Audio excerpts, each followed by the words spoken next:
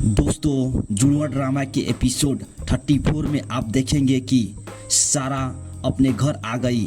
सरमत सारा को अपने साथ लेकर आया ताकि सारा को उसके घर छोड़कर जारा को यहाँ से ले जा सके। इन दोनों की शादी तो हो गई। अब सरमत जारा को फ़ोन कर नीचे बुलाता है कि मैं तुम्हारा नीचे इंतज़ार कर रहा हूँ। अब जारा को सरमत के जाते देख उसके फूफो हंगामा खड़ा कर देता है।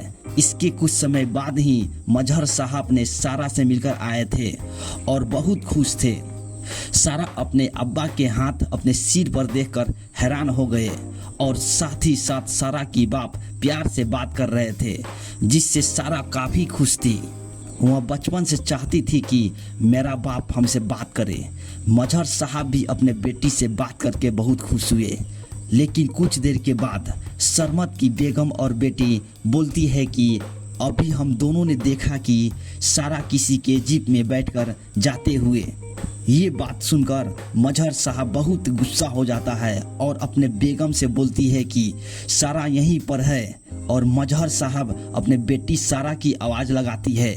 उसके बाद उसकी बेटी दौड़ते हुए आती है। बेगम साहब सारा को देखकर हैरान हो जाती है और कहती है, तुम मेरे घर पर क्या कर रही हो? अभी तो उस गाड़ी में बैठकर गई थी, तुम इतनी जल्दी कैसे लौट आई? अपना कपड़ा कैसे बदल ली?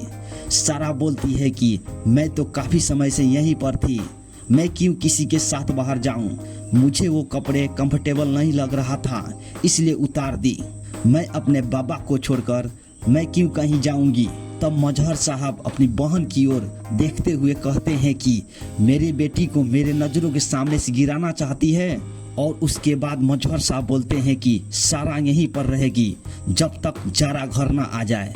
मजहर साहब बोलते हैं कि तुम अभी सारा को लेकर हैदराबाद चले जाओ। दोस्तों, वीडियो कैसी लगी? इस तरह एपिसोड के रिव्यू जानने के लिए मेरे चैनल को लाइक और सब्सक्राइब जरूर करें।